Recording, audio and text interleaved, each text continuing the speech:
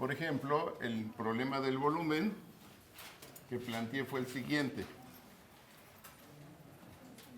Considere una región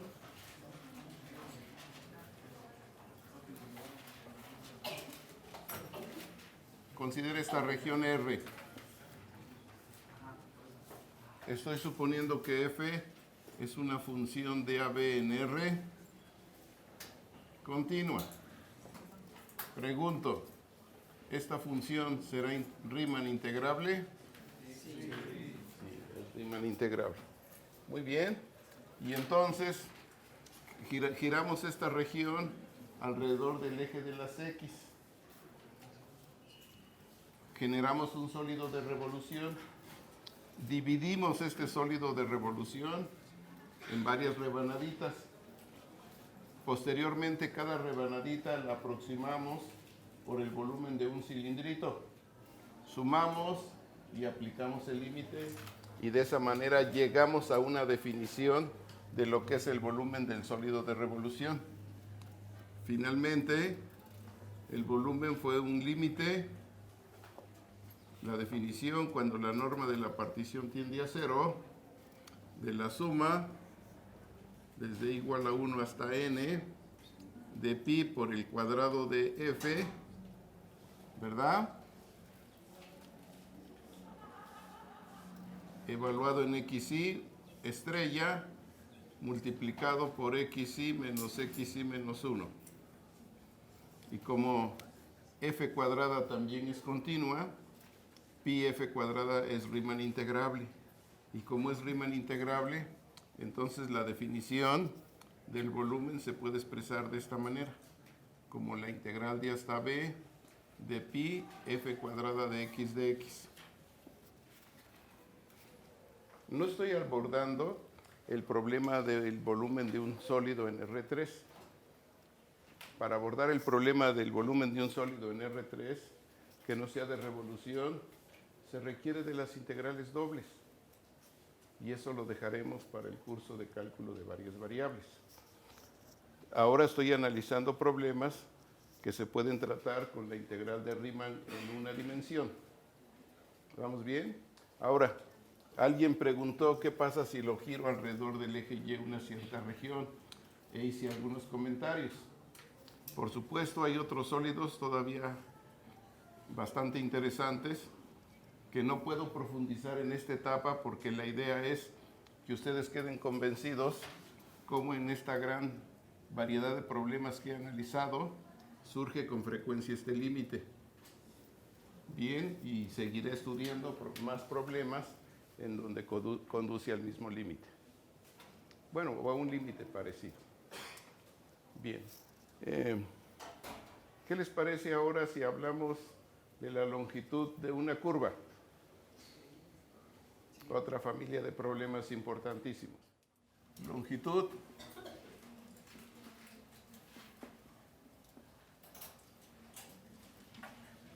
de una curva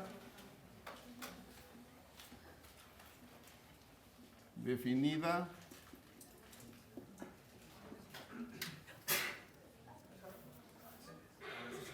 como la gráfica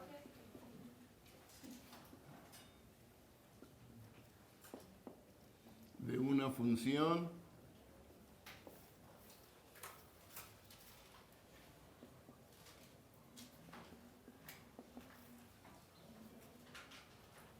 f de AB en R que tiene derivada continua, la cual tiene derivada continua. Tiene derivada continua en AB. A veces esta clase de funciones se llama de clase C1 en el intervalo cerrado AB. Entonces, cuando les diga consideren una función de clase C1, quiere decir que existe la primera derivada y es continua en el intervalo cerrado AB. Bien. A ver. Vamos a proceder como en todos los ejercicios anteriores de manera intuitiva. Supóngase que este es el intervalo cerrado AB, este es el eje X, el eje Y, y supóngase que la gráfica es, por ejemplo, esta. Bien. ¿Cuál es la idea? Todos tenemos alguna idea intuitiva del área, del volumen, de la masa, ¿verdad? De la distancia recorrida. Igualmente aquí todos tenemos una idea intuitiva de lo que podría ser la longitud de una curva. Bien, la idea es, otra vez, dividir la curva. Por ejemplo, como le estoy indicando, dividimos la curva y aproximamos en cada uno de estos trozos por el segmento de recta. Y esto es lo que se tiene, es lo que se llama una poligonal. Nosotros sabemos calcular la longitud de una poligonal y esperamos que la longitud de esta poligonal sea una aproximación a la longitud de la curva que queremos definir como la gráfica de la función. Esta es la gráfica de la función y igual a f de x. Para hacer esta división que he dicho vamos a rebanar, eso se hace por medio de una partición. Entonces empezamos considerando una partición del intervalo AB. ¿Verdad? Entonces sea P. A ver, ¿cuál es el objetivo, jóvenes? Definir y calcular la longitud de esa gráfica. ¿Está claro? Entonces, definir y calcular la longitud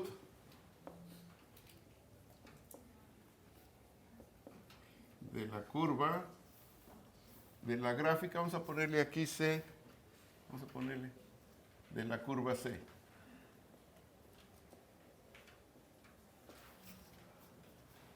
Bien, esta es la curva C, jóvenes,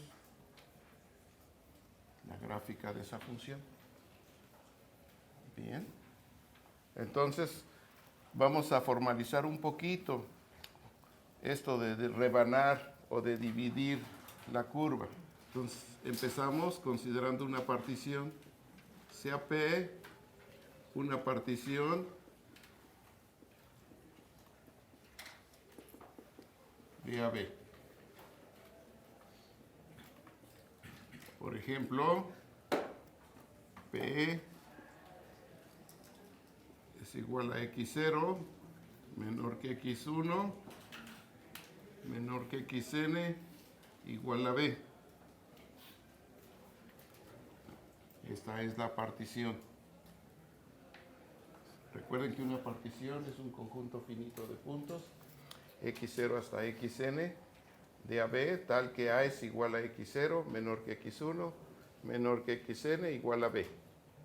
Esa es una partición. Muy bien. Consideremos entonces un subintervalo determinado por esta partición. Por ejemplo, el yésimo. Entonces, las coordenadas de este punto serán xy menos 1, f de xy menos 1. Y las coordenadas de este otro punto, xy, f de xy. ¿Cuál es la longitud de este segmento? La longitud de este segmento, la raíz cuadrada, longitud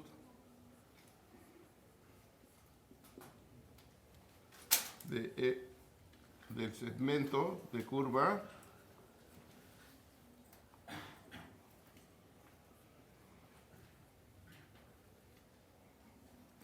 que va de xy menos 1 f de xy menos 1 a xy, f de xy, como se dijo, es igual, es la raíz cuadrada de xy menos xy menos 1 al cuadrado más f de xy, ¿verdad? Menos f de xy menos 1 al cuadrado. Muy bien. Bien. Para poder expresar esto para poder expresar la longitud total como una aproximación, como una suma de Riemann, usamos el teorema del valor medio. Teorema del valor medio. Teorema del valor medio.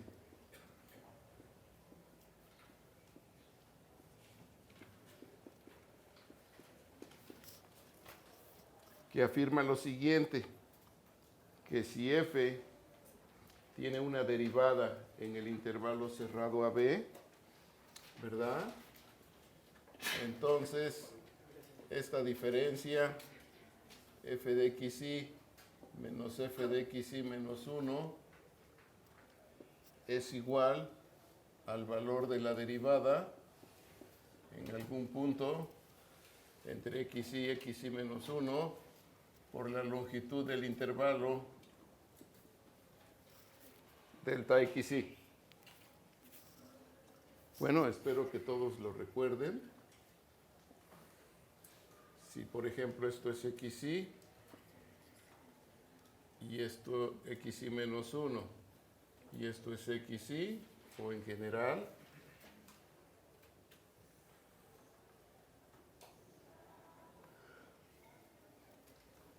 entonces el teorema del valor medio dice que la pendiente de la recta secante que une estos dos puntos, por ejemplo A y B, es igual, existe un punto aquí dentro, por ejemplo este, al menos 1, tal que la pendiente de la recta tangente es paralela. Aquí, por ejemplo, existen dos. Este podría ser un xy estrella y aquí es otro xy doble estrella, por ejemplo.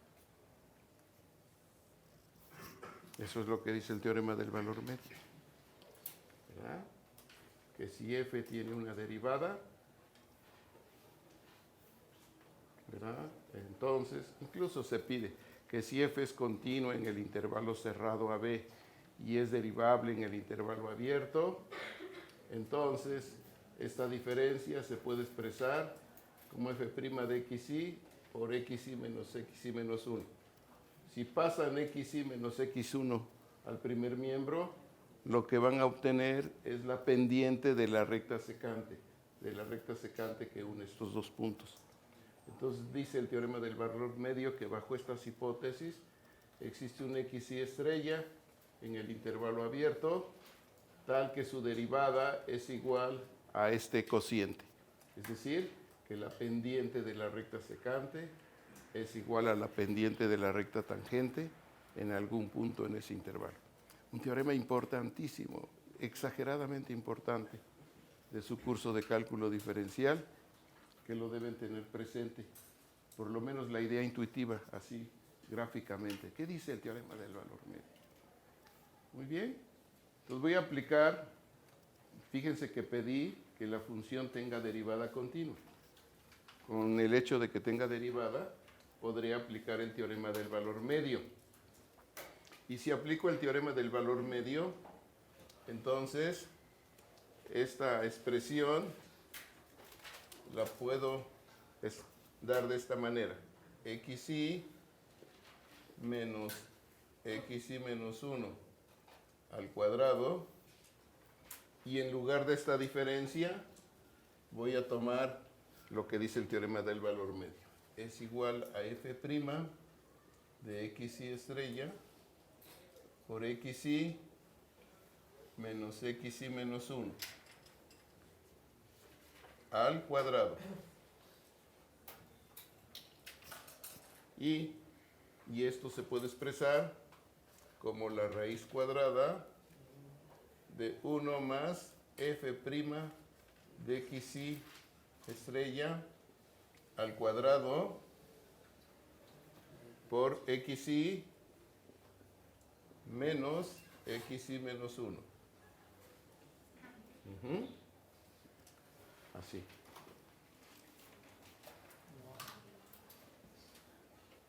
Bien, jóvenes, ¿tienen alguna pregunta? Por lo tanto, ¿cuál será la longitud de la poligonal? La longitud de la poligonal total, de la poligonal que estoy tratando aquí de... La suma de Riemann de la... La suma, ¿verdad? Será una aproximación. ¿Sí están de acuerdo?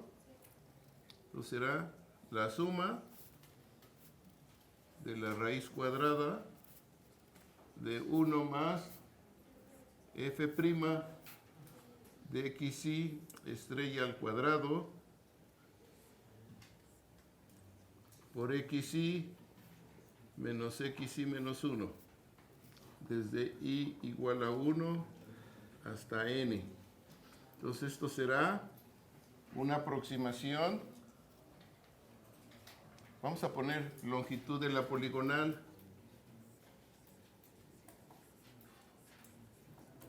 Longitud de la poligonal.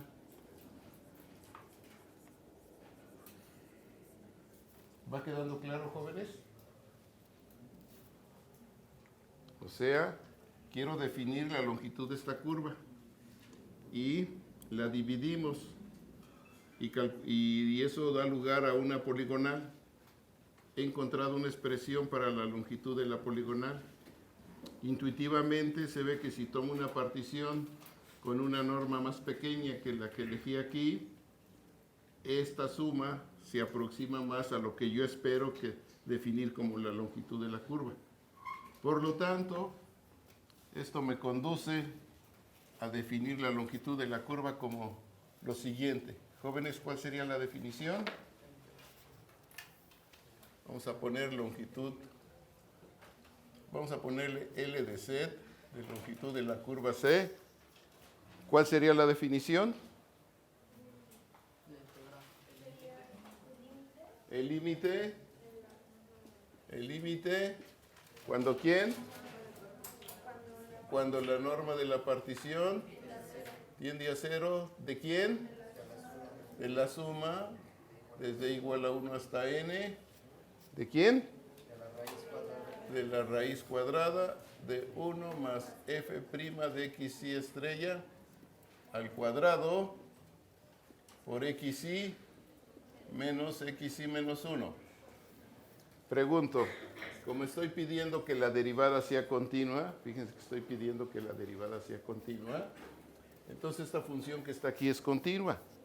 Pregunto, ¿esta función será Riemann integrable? Sí. Por lo tanto, si es Riemann integrable, este límite, ¿cómo se denota? Como la integral de a hasta b de la raíz cuadrada de 1 más, ¿qué pongo? F' de x, ahora ya nada más x, al cuadrado de x. Jóvenes, todo este es un procedimiento que fue intuitivo para llegar a una definición.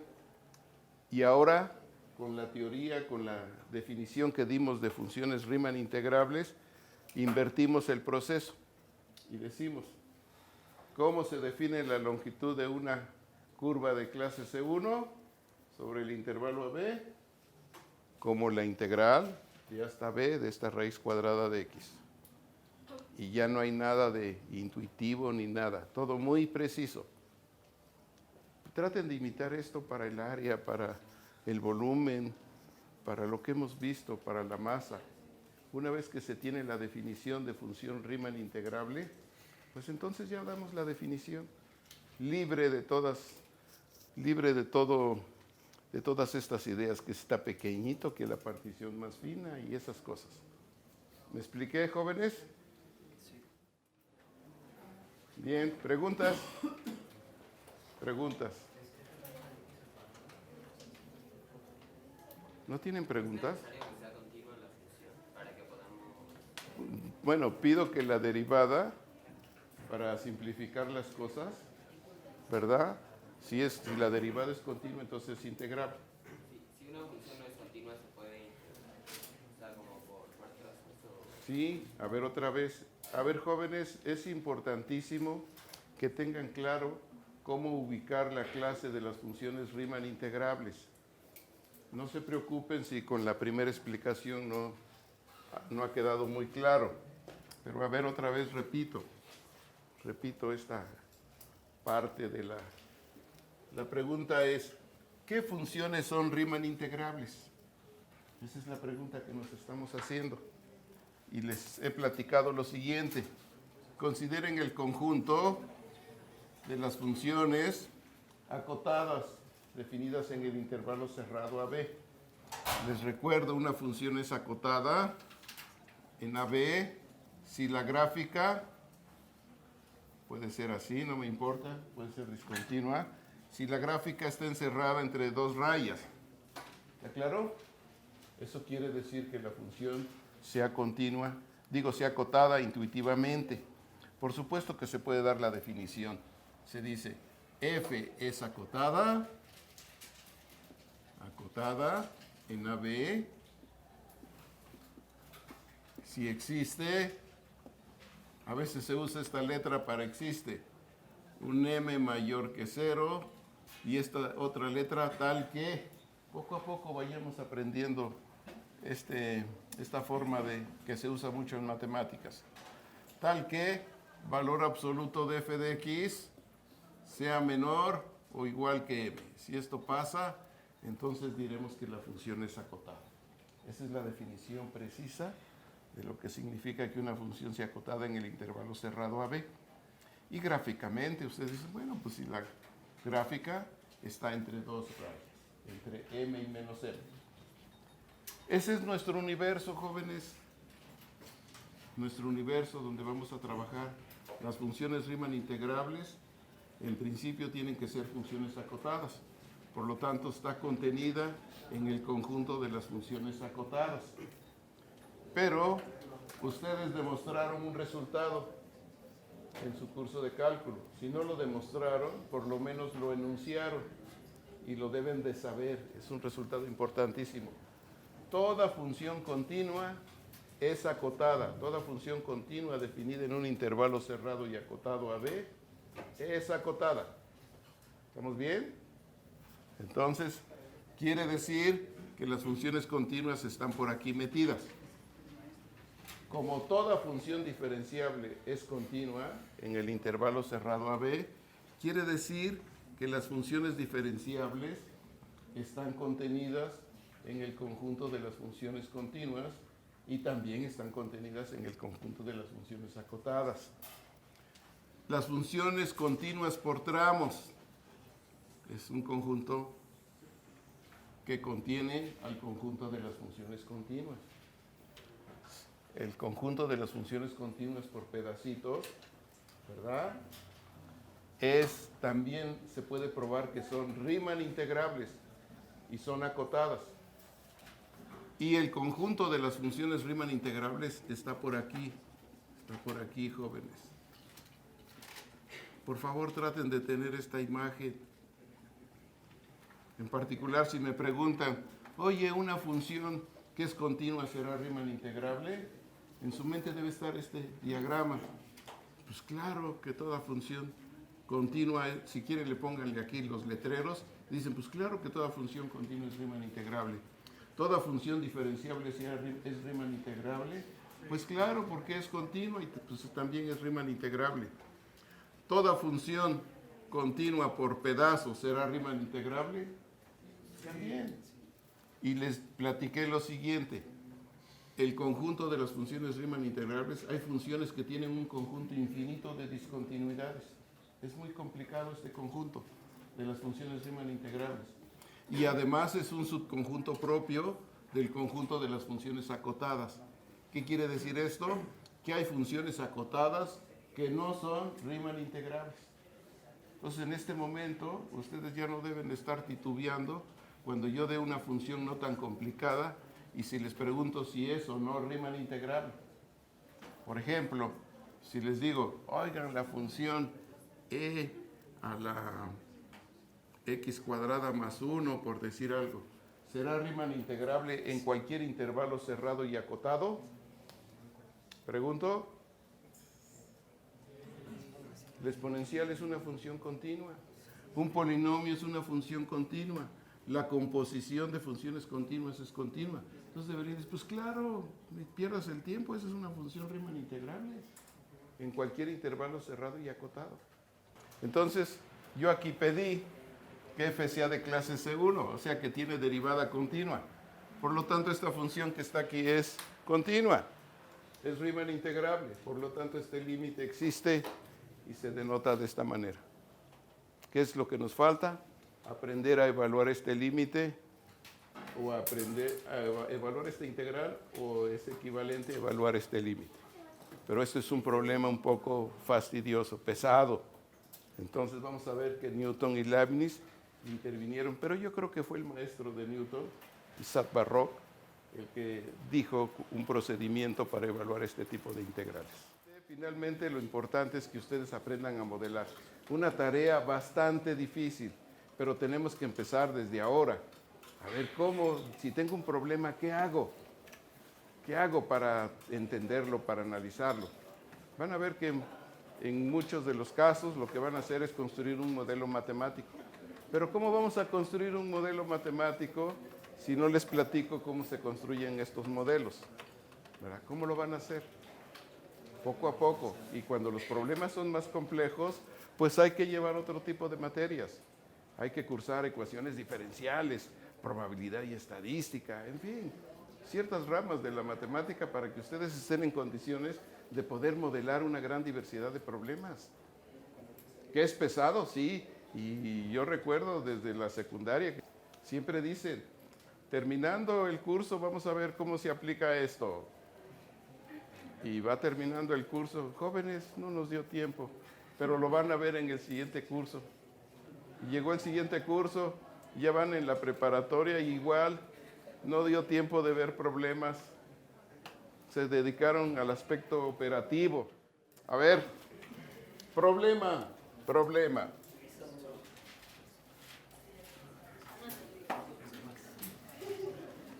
Supóngase que esto es A y que esto es B. Esto es el eje X. Esto es el eje Y. Consideren la gráfica de una función y igual a f de x.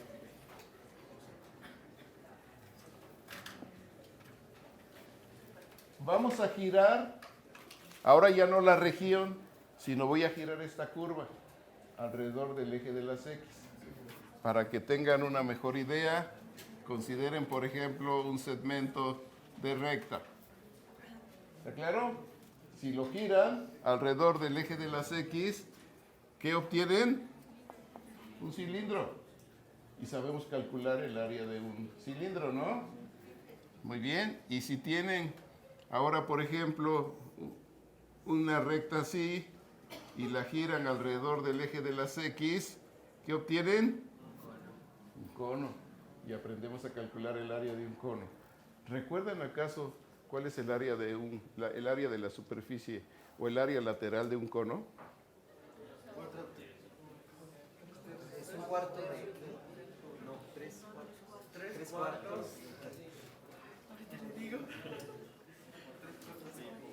Vean, sexto año y estamos en la universidad y queremos ahora aprender a calcular el área de una... Voy a mover esta curva alrededor del eje de las X y quiero saber cómo se define y cómo se calcula el área de esa superficie. ¿Eh? ¿Qué pasó, jóvenes? Es un tercio de pi No, por el radio al cuadrado. no, nada de eso. Nada de eso. Vean, en lugar que dijeran, oye, qué bonito que voy a recordar mi primaria. Y no solamente eso, sino que además voy a aprender a hacer cálculos de cosas más complicadas. A ver, ubíquense bien y van a ver que está súper interesante. Y en el fondo no son tan fáciles estos problemas, ¿eh? No son tan fáciles. Estamos viendo problemas ya muy interesantes y que además se va a requerir mucho de esto en otros cursos, demasiado. Sobre todo en cursos de ingeniería, de física, de química, en fin. Yo lo que quiero es que el contacto con otros cursos sea no tan discontinuo. Tal parece que los cursos de ingeniería no tienen que ver nada con los cursos de matemáticas, cuando es una herramienta poderosísima para entender muchas cuestiones de física. Pronto les empezaré a hablar de esa clase de problemas. Bien, jóvenes, quiero definir y calcular el área de esta superficie. ¿Cuál será? ¿Cómo se le hace? Como dice el compañero, ya tenemos una idea intuitiva. Dice, pues rebana esta curva, ¿verdad? Y une estos puntos y considera una poligonal. Vean cuáles son las ideas. Una poligonal. Gira esta poligonal y estarán de acuerdo que el área generada por esta poligonal, de la superficie generada por esta poligonal, es una aproximación al área de la superficie generada por la curva. Sí. Sí, ¿no? Sí. Entonces aprendamos a calcular el volumen, el área de una superficie generada por un segmentito. Si aprendemos a calcular el área de la superficie generada por un segmentito, donde yo gire este segmentito, pues entonces ya habré terminado. Vean. ¿Y qué es ese pedazo de superficie?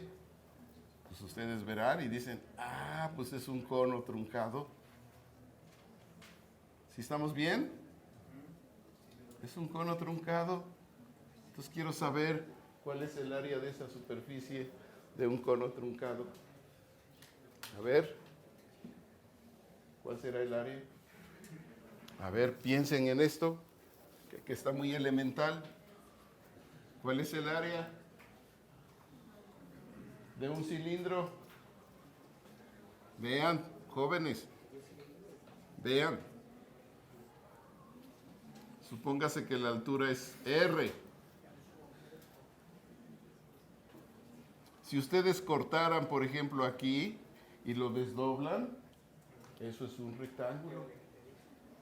Entonces el área de la superficie, ¿verdad? De la superficie lateral, ¿estarán de acuerdo que es el área de ese rectángulo? ¿Cuál es el área de ese rectángulo? A ver, si ustedes desdoblan este círculo de radio R, ¿qué van a obtener? Un rectángulo, ¿no? ¿Cuánto vale el largo, que es todo esto? ¿Cuánto?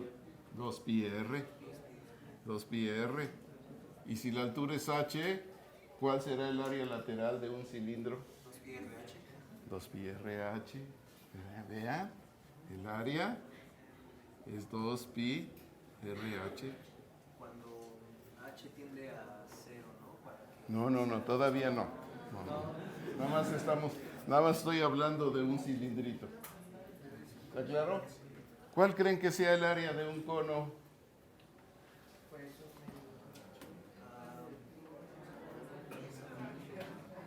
Aquí dice que el área de un cono es pi por radio por g, donde g es digamos que la hipotenusa que quedaría si vemos al cono. La altura oblicua. Ajá, sí. ¿No? Sí. Es pi r. Sí, pi r g. Pi rg. ¿Y cuál será el área de un cono truncado? sería el segmento, sería el cono, o sea, sería el área total del cono menos el cono pequeño que se truncó, ¿no? Eso está bien, eso está bien. ¿Y qué crees que sea eso? A ver, jóvenes, suponiendo que esto es algo que gira aquí, ¿cuánto vale esta longitud? ¿No podría ser el área de... ¿Cómo? No, la idea es como dice el compañero. Fíjense que lo que dice el compañero.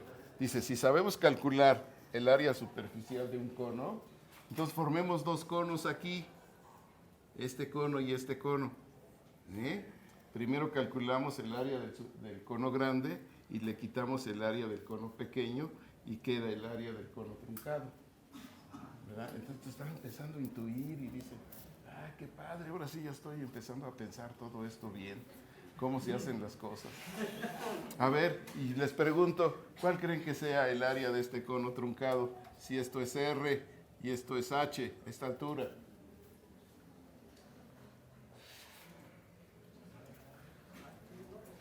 ¿Cuánto será esto? 2πr por H.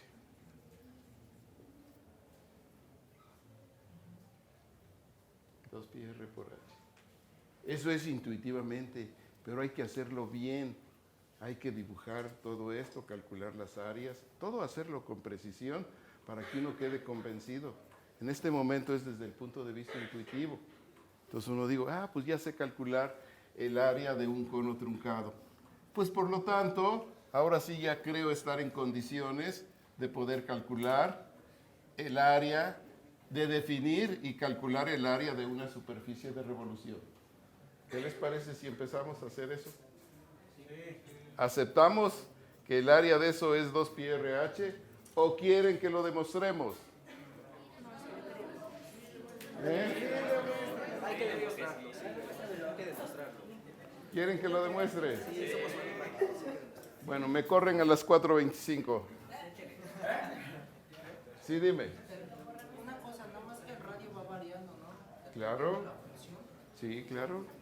No, pero yo puse un R medio. Un R medio. ¿Sí? ¿Estamos bien? A ver, jóvenes. A ver, vamos a intentar hacer esto. De secundaria seguramente, pero no tan fácil. A ver, jóvenes, vamos a hacer este dibujo.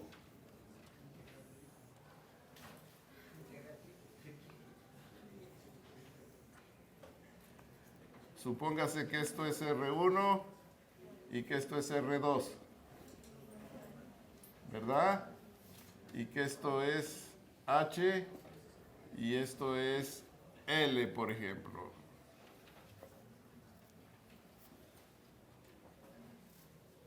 ¿Qué queremos hacer? Importante detenernos un poquito. ¿Qué queremos hacer? En la medida en que nos quede claro lo que vamos a hacer, pues vamos a entender mejor el problema. Si ni siquiera tenemos idea del problema, pues quién sabe qué está haciendo, un chorro de cuentas y ya. ¿Qué queremos hacer, jóvenes? No, nada de volumen. El área de un cono truncado. ¿Qué deseamos calcular? El área de un cono truncado. ¿Para todos está claro? Sí. Bueno, vamos a calcularla.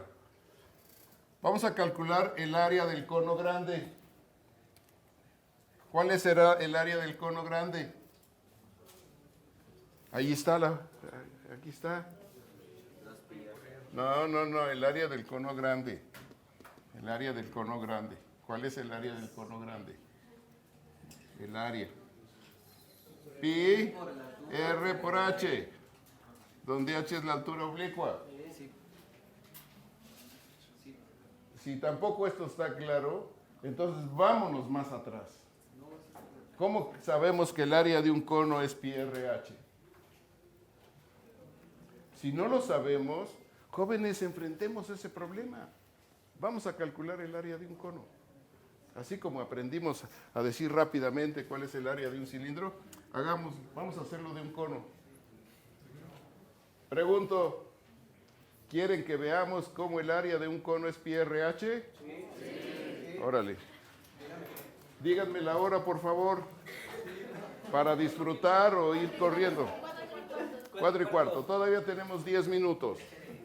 A ver, jóvenes, ¿qué queremos hacer? Si tengo así este cono, esto es R, esto es H y ya. ¿Cuál es el área de la superficie lateral? ¿Qué dijimos que es? Pi por R por H. ¿Estamos bien? Bien, bien, bien. Vamos a hacerle un corte al cono. Aquí está el corte al cono. Vamos a desdoblarlo igual que hicimos aquí, con un cilindro. Les dije hagan un corte, lo van a desdoblar y van a obtener un rectángulo. Y rápidamente el área de este rectángulo y el área de la superficie lateral de este cilindro es la misma. ¿Está claro? Y de esa manera concluimos. El área de esto es 2 pi RH. Jóvenes, afirmamos que el área de este cono de la superficie lateral es pi RH. Vamos a hacer un corte. Cuando haga un corte y lo desdoble, ¿qué voy a obtener? ¿Qué voy a obtener? No, nada raro. Ahí es donde este curso es de imaginación. Tenemos que desarrollar la intuición. ¿Qué creen que sea?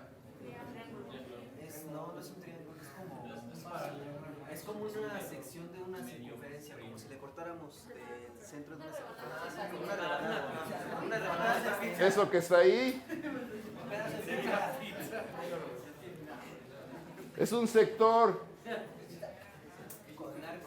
Es un sector circular. ¿Vamos bien? ¿Sí o no? Bueno. ¿Cuánto vale este lado? H. ¿Cuánto vale este lado? No. Despacito.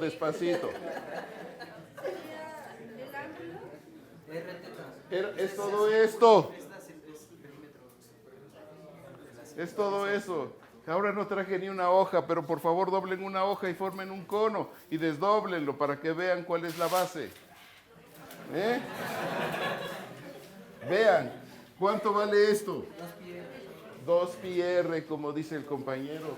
Pues es toda la corté y lo desdoblé. Es 2 pi R.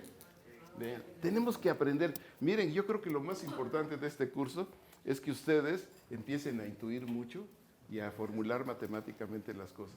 Y ya después ya no me importa si no saben derivar o integrar. Eso no me interesa. Ustedes van a saber enfrentar. ¿Por qué? Porque tienen de esos aparatitos donde le pican y ya. Pero eso no los va a sustituir en su forma de pensar y de visualizar los problemas. Si logramos eso, se habrá logrado el objetivo de este curso. Nada de que, no me importa que sepan hacer 20 integrales. Eso no me interesa a mí. Jóvenes, pensar así en estas cosas. ¿Cuánto vale este lado, dijeron? 2 pi R. ¿Qué relación hay entre la longitud de arco y el radio de una circunferencia? A ver, primaria, sí.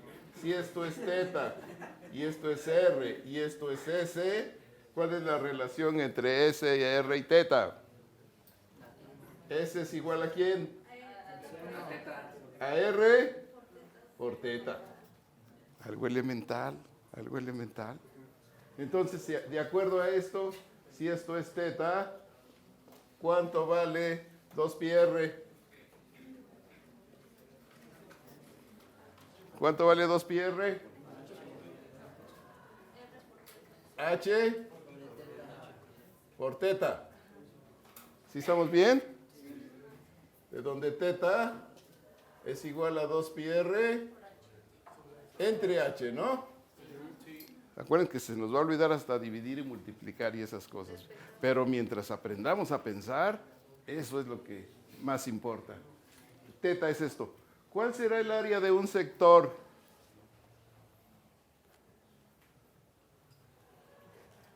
¿Cuál será el área de este sector? Vean qué cosas tan elementales se nos están dificultando y los problemas que estamos enfrentando son complicadísimos. Sería el área de la circunferencia completa menos, bueno, pero esta es una fracción que es bueno, que tiene una relación con el área completa, ¿no? La podemos calcular como por regla de 3 o algo así. Creo que sí. A ver, 2pi, ¿a qué equivale? El ángulo de 2pi, ¿a qué equivale?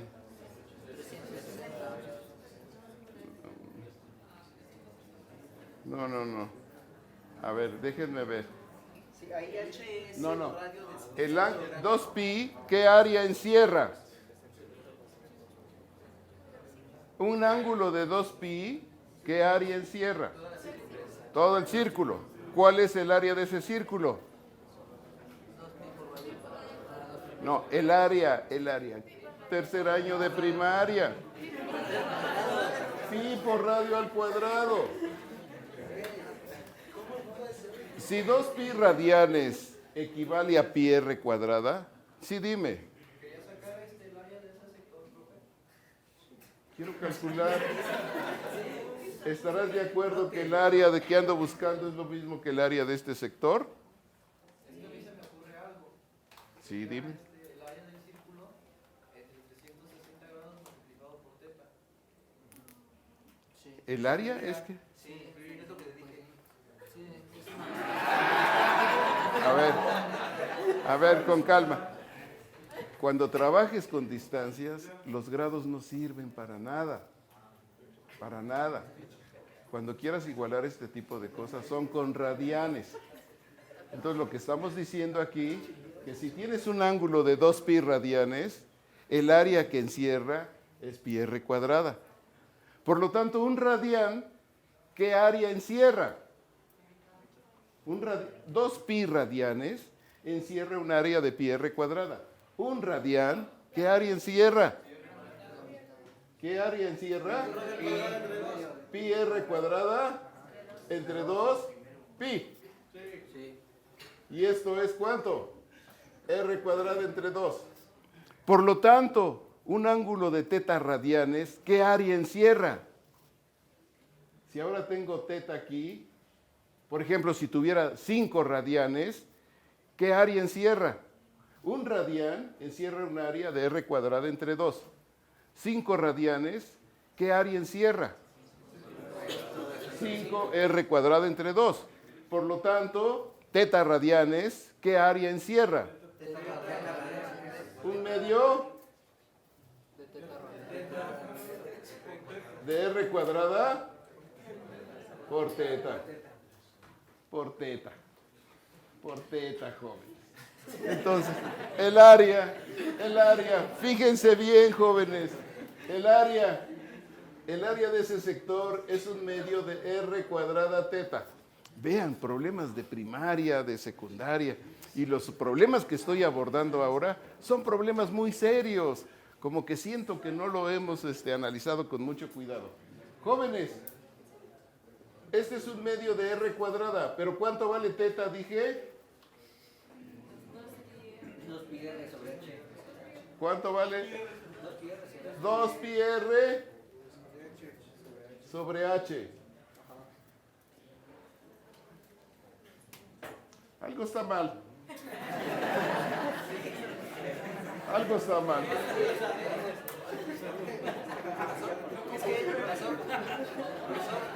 Dime.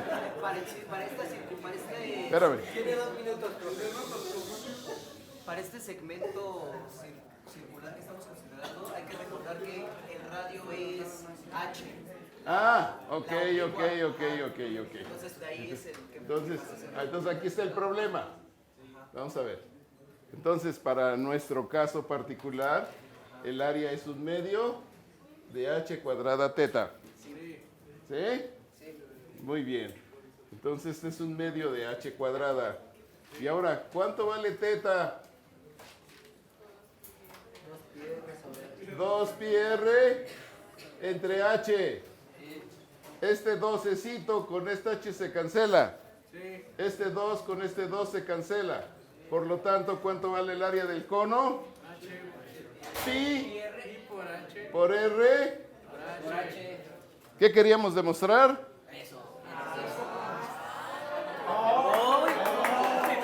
Vean, hemos llegado a nuestro 6º año.